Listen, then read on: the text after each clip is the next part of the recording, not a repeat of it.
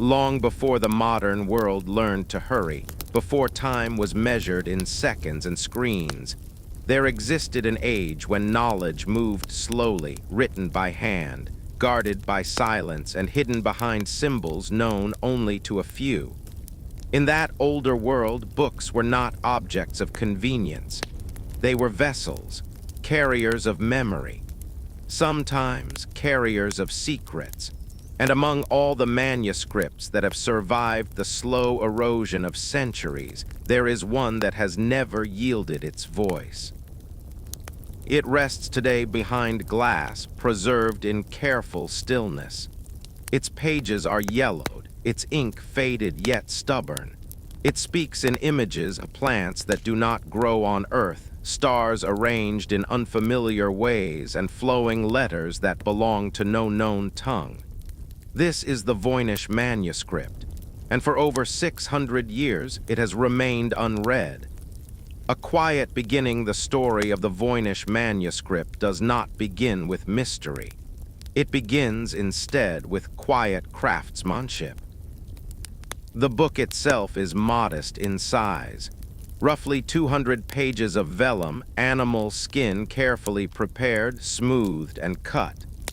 Carbon dating places its creation somewhere between 1404 and 1438, at a time when Europe stood balanced between medieval tradition and Renaissance awakening. Ink was expensive. Time was precious. Nothing in this book was accidental. Someone or several someones devoted countless hours to its creation. Each line of script flows smoothly, confidently, without hesitation. There are no scratch marks, no corrections, no visible uncertainty. Whoever wrote this knew exactly what they were writing, yet no one alive today knows what it means. A language without a name. At first glance, the script appears structured. Words repeat. Patterns emerge. Sentences seem to form. This is not random scribbling. Linguists have counted its characters, about 20 to 30 unique symbols arranged in ways that resemble natural language. The spacing feels deliberate. There is rhythm to it. And yet it belongs to no known alphabet, not Latin, not Greek, not Arabic, not Hebrew, not any Asian or ancient European script. It stands alone, like a voice speaking from behind a wall that cannot be crossed. The first known owner, the manuscript, remained hidden for centuries before stepping quietly into recorded history. Its first confirmed appearance occurs in the early 1600s within the court of Holy Roman Emperor Rudolf II, a ruler known for his fascination with alchemy, astronomy, and hidden knowledge. Rudolf was not merely a king. He was a collector of mysteries. Legends suggest he may have paid an enormous sum equivalent to millions today, believing the manuscript was written by Roger Bacon, the medieval philosopher and scientist rumored to possess forbidden knowledge. Whether this belief was genuine or hopeful remains unknown. What matters is this: even then, the book could not be read. Passing through quiet hands after Rudolph's death, the manuscript drifted through Europe like a sealed message. It passed through scholars, alchemists, physicians, and collectors. Each owner studied it. Each failed to unlock it. One man, Johannes Marcus Marsa, eventually sent the manuscript to a Jesuit scholar in Rome, accompanied by a letter that survives to this day. In it, Marsa writes with calm frustration. He admits that no one, no scholar, no linguist, no cryptographer had ever deciphered it. And so even then, the mystery was already old. Lost and found again for centuries afterward, the manuscript vanished from public awareness. Wars reshaped borders. Libraries were hidden, moved, or destroyed. Knowledge scattered like dust. Then in 1912, a Polish book dealer named Wilfrid Voynich rediscovered the manuscript in a Jesuit library near Rome. He knew instantly that this was something rare, something wrong in the most fascinating way. And from that moment on, the Voynich manuscript would carry his name into history. Images that whisper open the manuscript, and words give way to pictures. Botanical drawings fill many pages, plants with twisting roots, star-shaped blossoms, and leaves unlike any species known to science. Some resemble real herbs, others feel imagined. There are circular diagrams, wheels within wheels, suggesting astronomical charts, calendars, or cosmological maps. Then there are the bathing figures, small human forms, mostly female, immersed in green pools connected by pipes and channels. They appear calm, purposeful, not decorative, intentional. Whatever this book is, it is not a fantasy novel. It feels instructional. The silence deepens in the centuries since Voynich brought the manuscript into the light. Some of the greatest minds have tried to understand it. Code breakers from World War I and II studied it. Mathematicians applied statistical analysis. Artificial intelligence has examined its structure, and still, it refuses to speak. No translation has ever been universally accepted. No explanation has ever fully satisfied. The manuscript remains balanced between meaning and mystery. A gentle pause, and so, as the first pages of this strange book turn quietly in the firelight, we find ourselves standing at the edge of something old and patient. A message written with care, carried across centuries, waiting, perhaps, for the right moment or the right reader. And thus, the mystery rests once more beneath the quiet passage of time. When the eye lingers on the Voynich manuscript long enough, a realization slowly forms: this book does not wish to impress. It does not decorate. It does not embellish. It documents. The largest portion of its pages is devoted not to words alone, but to plants. Roots twist downward in careful detail. Stems rise with quiet symmetry. Leaves unfurl with deliberate precision. Flowers bloom in shapes both familiar and strange.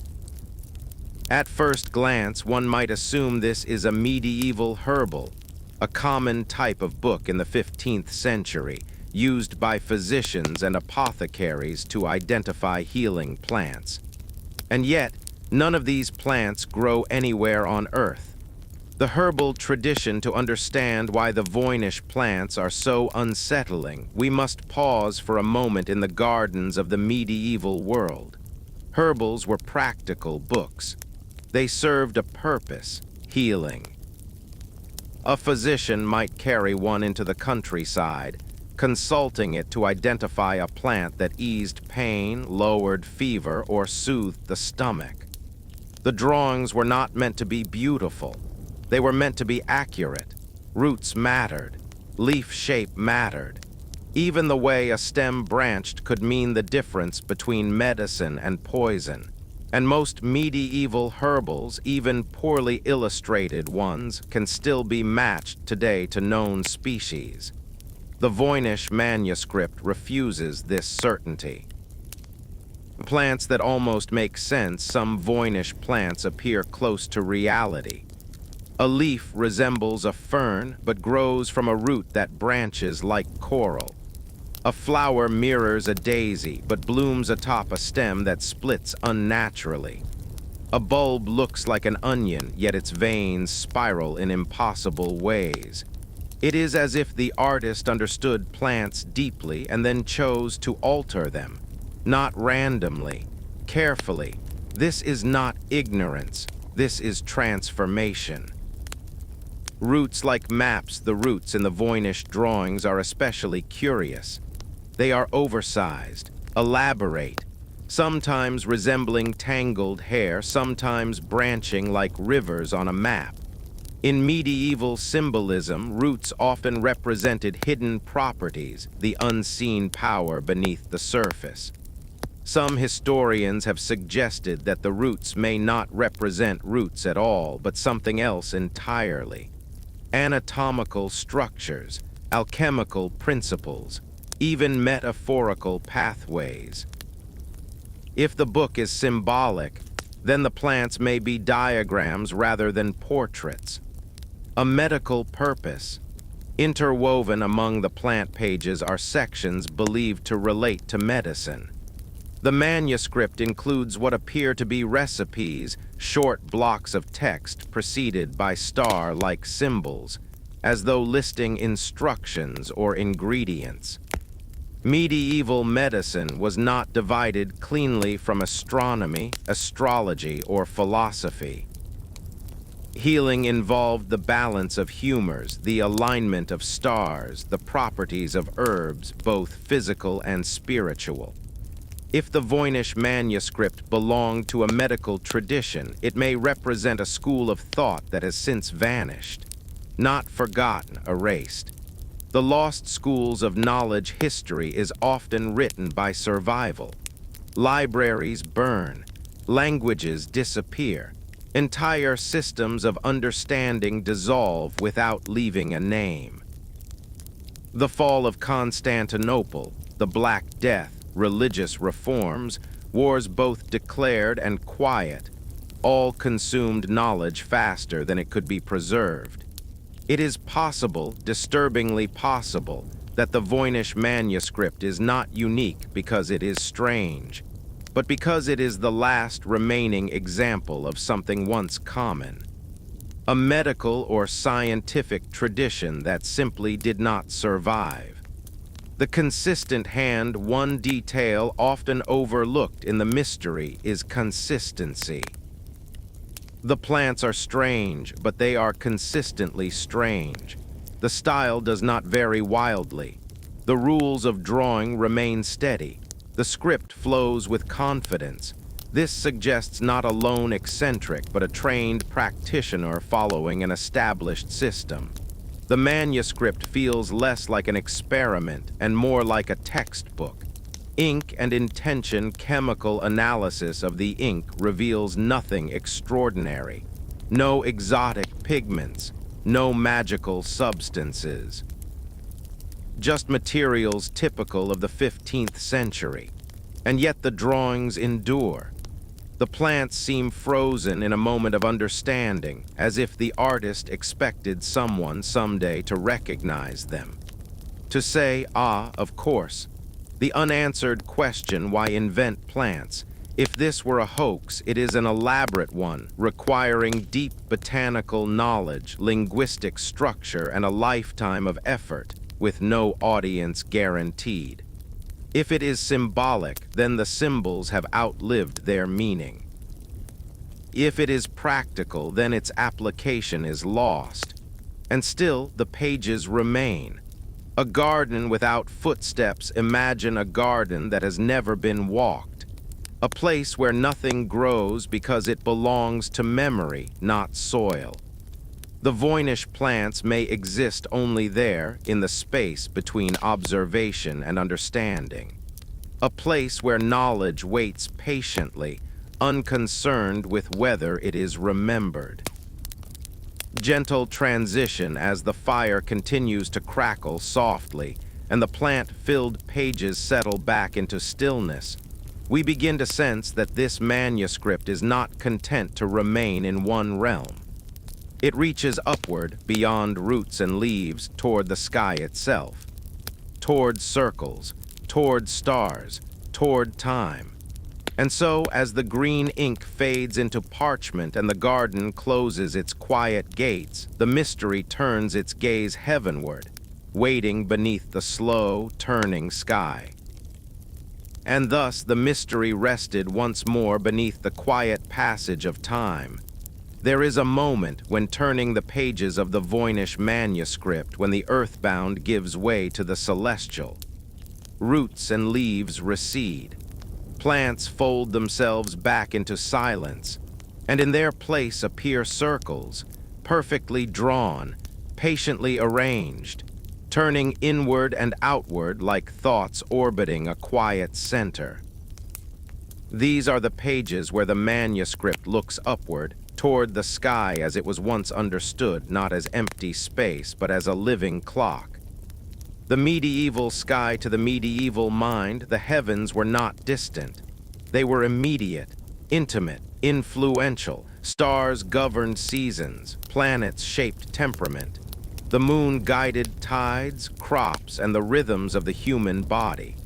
Astronomy and astrology were not separate sciences. They were one language spoken in two dialects. The Voynich Manuscript speaks this language fluently, though in a dialect no one now understands. Wheels of time, several pages in the manuscript unfold into circular diagrams, some small and contained, others expansive, stretching across fold-out vellum. They resemble calendars or maps, or perhaps something between the two. Symbols repeat at regular intervals. Text curves gently around the circles as though the words themselves are bound to rotation. This is not decoration. It is measurement. Zodiac without names among the most recognizable images in the manuscript are figures that strongly resemble the zodiac. Aries, Taurus, Leo, Scorpio. Their shapes are familiar, yet subtly altered as if remembered rather than copied. Around each sign, small human figures appear, many of them female, holding stars, standing in water or gazing outward. In medieval medical astrology, each zodiac sign governed a part of the human body. Aries ruled the head, Taurus the throat, Leo the heart. Treatment depended on timing. Bloodletting, for example, was carefully scheduled according to lunar phases and planetary alignments. The Voynich zodiac pages suggest a similar belief, but one filtered through an unknown tradition. The absence of labels, what is most striking, is what is missing. There are no recognizable names for the zodiac signs, no Latin titles, no Greek letters. The figures exist without explanation, as though the reader already knows who they are. This implies a closed circle of knowledge, a book not meant for strangers. Stars as instructions, some diagrams resemble star charts, but they do not match known constellations. They are too ordered to be imaginary, yet too unfamiliar to be mapped. One possibility is that they are functional rather than descriptive, not showing where stars are, but when something should be done. Moments, intervals, cycles. The manuscript may not record the sky itself, but how to live beneath it. Time as a substance in the medieval worldview, time was not abstract. It was thick, layered, something you moved through carefully. The Voynich Manuscript treats time this way, as a material to be navigated. The circular diagrams feel less like charts and more like doors. Turn here, wait here, act now. A quiet precision once again, consistency reveals intention. The spacing between symbols remains even. The structure of the circles follows repeatable rules. This suggests calculation, observation, perhaps even long-term study. Someone watched the sky not once but across years. Knowledge without anchors, and yet without a key, the system drifts. We recognize the shape of the knowledge but not its language. Like hearing music from another room, we sense rhythm without melody. The manuscript holds its silence gently. Between sky and body, the presence of human figures among the stars is not accidental. In medieval cosmology, the human body mirrored the universe. As above, so below. The Voynich Manuscript seems built on this belief that plants, people, and planets are threads in the same weave. This is not mysticism. It was medicine. It was science. It was worldview. A slow turning as the pages turn back from the heavens, the circles collapse once more into parchment. But the sense of motion remains. The manuscript has shown us that it is not fixed in place. It moves, it cycles, it waits. And beyond the stars and calendars, there lies another realm entirely, one that flows rather than turns.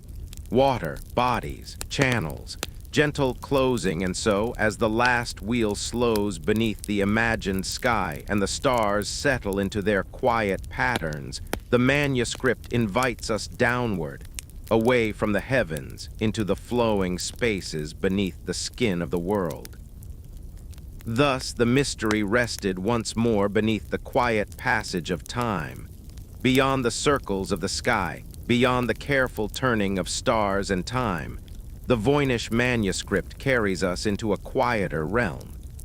Here, motion is not measured by rotation, but by flow. Water winds its way across the pages through channels, pools, and vessels, cradling small human figures in its steady passage. These are the images that have puzzled scholars most, not because they are alarming, but because they are so calm. Figures in stillness, the human forms in the Voynich Manuscript are modest. They are unclothed, yet not exposed. They appear relaxed, untroubled, purposeful. Most are women, or at least feminine in form, their bodies drawn simply, without ornament. They stand or sit within pools of greenish liquid, sometimes alone, sometimes connected by thin streams that link one basin to another. This is not bathing for leisure. It is participation. Water as system, the water in these illustrations behaves strangely. It does not obey gravity. It flows upward. It curves around bodies. It enters and exits structures that resemble organs, pipes, or vessels. Medieval thinkers did not separate the body from the world. The same principles that governed rivers and tides were believed to govern blood, breath, and temperament. The Voynich Manuscript seems to map this belief quietly, methodically. The medieval body to medieval medicine, the body was not mechanical. It was balanced. Health depended on the harmony of humors, blood, phlegm, yellow bile, and black bile, each associated with elements, seasons, and celestial forces. Water in this framework was not just liquid, it was movement, exchange, transition. The bathing figures may represent internal processes, digestion, circulation, cleansing, expressed through metaphor rather than anatomy. Why women? The prominence of feminine forms has long raised questions. Some suggest the figures represent fertility, cycles, or the moon's influence on the body. Others note that medieval illustrations often used the female form to symbolize nature itself, receptive, regenerative, ever-changing. The manuscript does not explain. It assumes understanding. Channels without source, the pools are connected by narrow tubes, sometimes branching, sometimes converging. They resemble no known plumbing system of the time, and yet they feel intentional. If this is anatomy, it is symbolic. If it is alchemy, it is restrained. Nothing here is exaggerated. The system flows as though it has always flowed. Alchemy without gold alchemy in the medieval world was not only about metals, it was about transformation, purification, balance, the refinement of substance and spirit alike. The Voynich bathing sections lack dramatic symbols, no furnaces, no dragons, no flames. Instead, they show slow change, immersion, circulation, rest. This is alchemy as maintenance, not ambition. The quiet confidence of design. Once again, the manuscript's greatest argument is consistency. The figures appear throughout these pages in repeated poses within repeated structures. This suggests instruction. Perhaps each figure represents a stage, a condition, a process. Without the language we cannot know, but the order remains. Knowledge that assumes trust the manuscript does not persuade. It does not explain itself. It does not argue. It simply presents as though the reader already believes. This is the confidence of shared knowledge, a book written inside a tradition, not for those outside it. A world beneath the skin. As we study these watery spaces, a pattern emerges. Plants grow, stars turn, water flows. The manuscript describes a complete universe, one in which the human body is not separate from nature but continuous with it. The same forces shape root, river, and vein, transition towards silence, and yet as suddenly as these figures appear, they begin to fade. The pools grow fewer, the channels narrow, words return more densely than before. The manuscript moves toward something quieter still, toward lists, toward sequences, toward the possibility of instruction without image. Gentle closing, and so, as the waters settle and the figures step quietly back into the page, the manuscript carries its flow inward, into lines of text that may once have guided hands and minds alike. Thus, the mystery rested once more beneath the quiet passage of time. After images of plants, after circles of stars, after water and quiet human forms, the Voynich Manuscript does something unexpected. It becomes quiet. Here, there are no illustrations to guide the eye, no figures to anchor interpretation, only lines of script, carefully spaced, evenly aligned, moving steadily across the page. This is the heart of the manuscript's silence. A script that breathes at first, the writing appears uniform. But the longer one looks, the more subtle variation emerges. Some lines are short, others extend almost to the edge of the page. Certain symbols appear frequently at the beginning of paragraphs, as if marking a new thought or a new instruction. The rhythm feels intentional, not poetic, not decorative, functional. Repetition with purpose. One of the most studied features of the Voynich text is its repetition. Certain words recur again and again, often clustered in similar contexts. This is not meaningless copying. Natural languages repeat common words and of, to, but the Voynich repetition follows patterns both familiar and strange. Words change slightly from line to line as though modified by rule. Add a symbol here. Remove one there, like a recipe adjusted for circumstance. Lists without numbers in many sections, lines begin with small star-like symbols. These may mark steps, ingredients, phases. Medieval recipe books often used such markers rather than numbers. If these are instructions, they were meant to be followed, not contemplated. The manuscript may not explain why. It may only explain how. Knowledge in motion. Consider how knowledge was shared in the 15th century. Much was oral. Passed from teacher to student, from master to apprentice. Books often served as reminders, not complete explanations. The Voynich Manuscript may assume a living context that no longer exists. Without the voice that once accompanied it, the text becomes a whisper without sound. Structure without translation. Statistical analysis reveals something remarkable. The Voynich text behaves like real language. Word frequencies follow predictable curves. Patterns align with grammar like rules. Entropy, a measure of randomness, falls squarely within the range of meaningful human writing. This is not gibberish, yet meaning remains unreachable. Like a door with a lock whose shape we recognize but whose key has been lost. No corrections, no doubt throughout the manuscript. There are almost no corrections, no scratched out words, no rewritten lines. This suggests the scribe was copying from something else or writing from memory with absolute confidence. Either way, uncertainty had no place here. The temptation of code, many have assumed the manuscript is encrypted. But traditional codes disguise meaning. They hide something readable beneath transformation. The Voynich text does not behave like known ciphers. There is no clear plaintext beneath it. If it is encoded, it uses a system unlike any recorded, or else it was never meant to be hidden at all. A language without survivors' languages die when their speakers disappear, sometimes gradually, sometimes suddenly.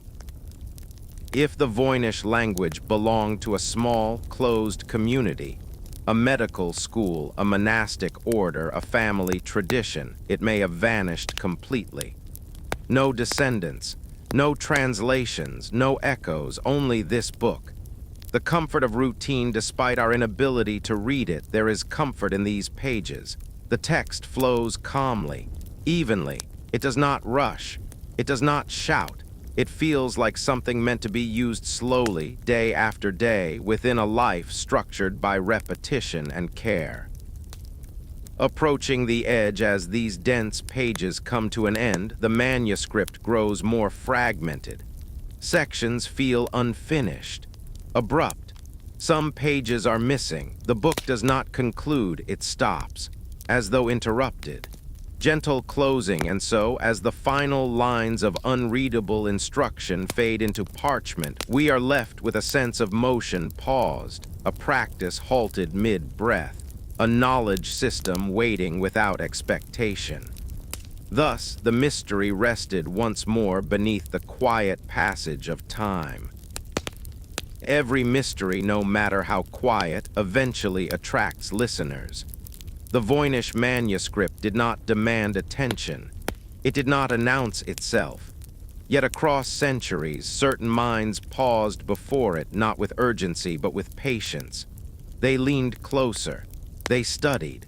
They waited for it to speak. And when it did not, they listened anyway. The emperor who believed the first known listener was Rudolf II, Holy Roman Emperor, a man whose court was filled with astronomers, alchemists, and scholars. Rudolf believed the universe was written in symbols. He collected instruments, manuscripts, and artworks not for wealth, but for understanding. When the Voynich manuscript came into his possession in Prague, it was said he believed it to be the work of Roger Bacon, a medieval thinker rumored to possess forbidden scientific insight. If this belief was mistaken, it was not foolish. In Rudolph's time, the boundary between science and mystery was still soft. What mattered was not certainty, but possibility. Scholars without answers after Rudolf, the manuscript passed quietly from hand to hand. Each scholar approached it differently. Some searched for hidden alphabets, others for numerical patterns. A few tried to match its symbols to known languages, Latin, Hebrew, Arabic. None succeeded, yet none declared it meaningless. The manuscript resisted resolution, but it did not repel attention.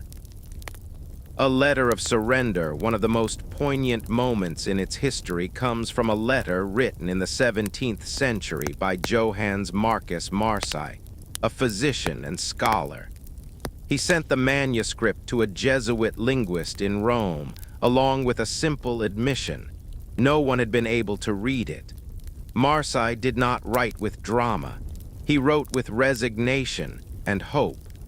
Hope that someone, somewhere, might finally understand what had been carefully preserved.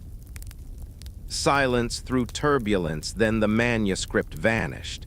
Not dramatically, not violently. It simply slipped out of attention. Europe changed. Empires fell. Religious orders dissolved. Libraries were hidden, burned, scattered. The manuscript survived not because it was understood, but because it was valued. It was kept safe, even when its voice remained unheard. Rediscovery without revelation in 1912, centuries later, the manuscript emerged once more. Wilfrid Voynich, a book dealer and collector, found it among a cache of forgotten works in a Jesuit library. He recognized its strangeness immediately. But even with modern eyes, modern tools, modern urgency, the manuscript remained closed. The age of code breakers, the 20th century, brought new listeners. Cryptographers who had broken wartime codes turned their attention to the manuscript. They measured frequency, structure, pattern. They approached it not as art or philosophy, but as a problem. And still it did not yield. Some became convinced it was meaningless. Others grew more certain than ever that it contained knowledge just beyond reach.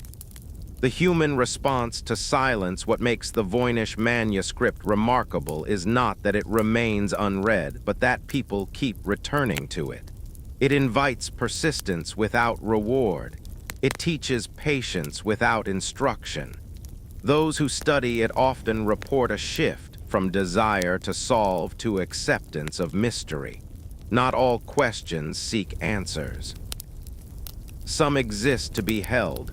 A mirror of the seeker, perhaps the manuscript reflects its reader. To some it appears fraudulent, to others sacred, to others still simply incomplete. It does not insist on meaning, it waits. A calm resistance, there is no challenge here, no taunt, only endurance. The Voynich manuscript has never rushed to meet interpretation. It remains exactly as it was, unmoved by curiosity, unshaken by doubt. Gentle closing, and so, as generations of scholars step quietly back from its pages, their questions unfulfilled but not wasted, the manuscript continues its long vigil, unchanged, untroubled, and content to remain what it has always been. Thus, the mystery rested once more beneath the quiet passage of time. Time moves forward, even when mysteries do not. Centuries after emperors and monks laid the Voynich manuscript aside, a new kind of listener emerged, one without impatience, without belief, without expectation. The machine, and quietly, carefully, the manuscript was placed before it. A different way of seeing where humans search for meaning, machines search for pattern. They do not ask why, they ask how often.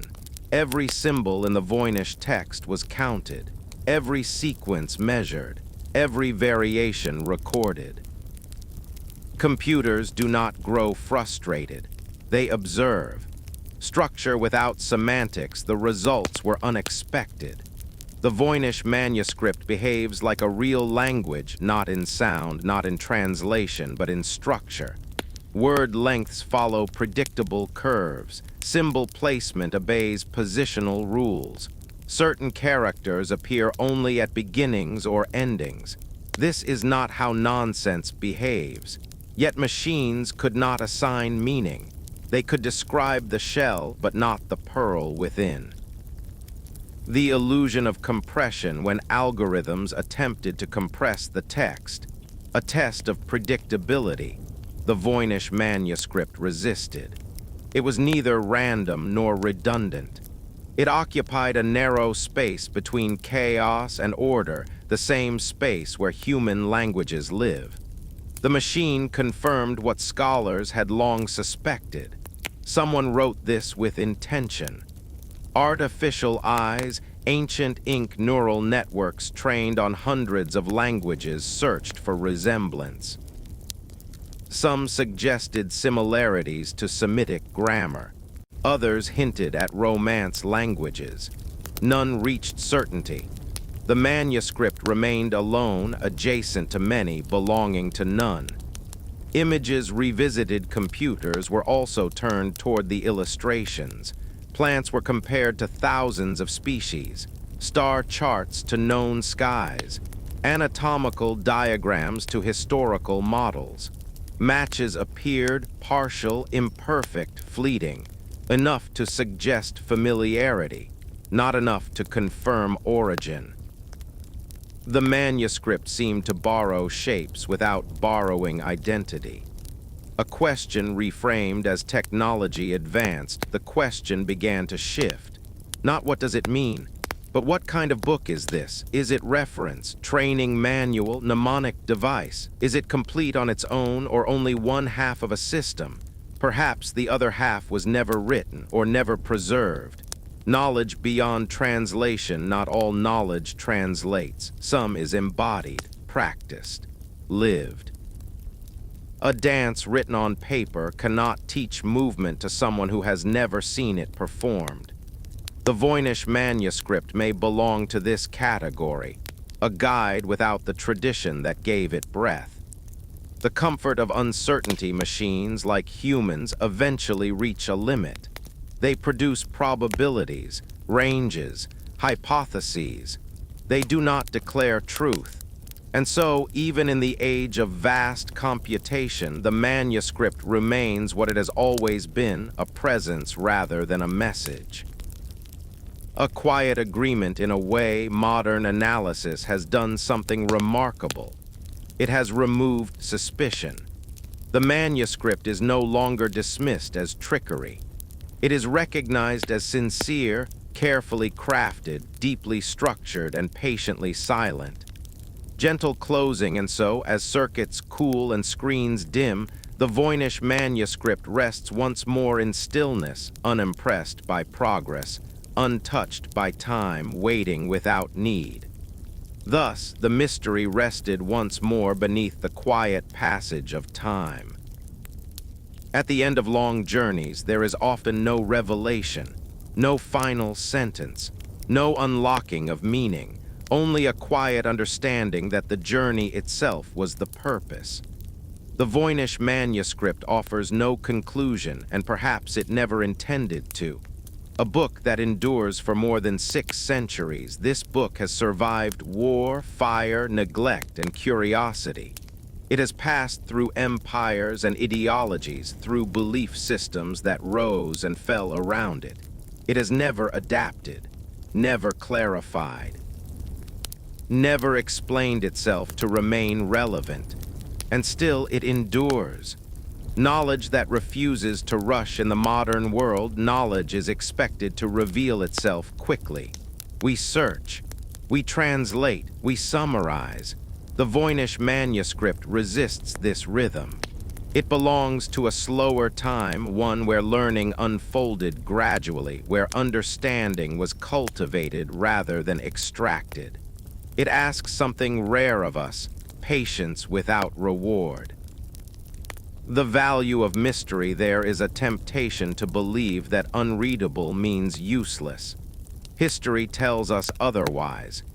Many ancient works were preserved not because they were understood, but because they were respected. The Voynich Manuscript may have been valuable precisely because it was difficult, a symbol of deep study, a testament to disciplined observation. Its mystery protected it. A complete world, even unread, consider what the manuscript contains. Plants, stars, bodies, water, words. A complete universe, self-consistent, carefully balanced, deeply considered. Even without translation, it teaches us how its creators saw the world, as interconnected, as rhythmic, as alive with correspondence. The last reader, perhaps the final reader of the Voynich Manuscript, is not meant to understand it. Perhaps the role is simply to witness, to acknowledge that human history includes paths of thought that do not lead to us, that some knowledge completes its journey without descendants. And that this is not failure, it is humility. Silence as preservation by remaining unread, the manuscript avoids distortion. It is not misquoted, not simplified, not repurposed. Its silence has preserved its integrity more effectively than translation ever could. The long view of time centuries from now, the manuscript may still rest in quiet care, or it may finally speak, to a mind shaped differently, to a culture that asks different questions. Until then, it waits, not with urgency, with trust. A journey completed. As we close this journey, we do not step away empty-handed. We carry something subtler, a reminder that not all mysteries exist to be solved, that some are meant to be held gently like embers in the dark. They warm curiosity without demanding conclusion. Final reflection, and so, as the echoes of forgotten scholars fade into the night, and the pages of the unreadable book settle into stillness, we leave the Voynich Manuscript as we found it, whole, patient, and quietly complete. Thus, the mystery rests once more beneath the quiet passage of time.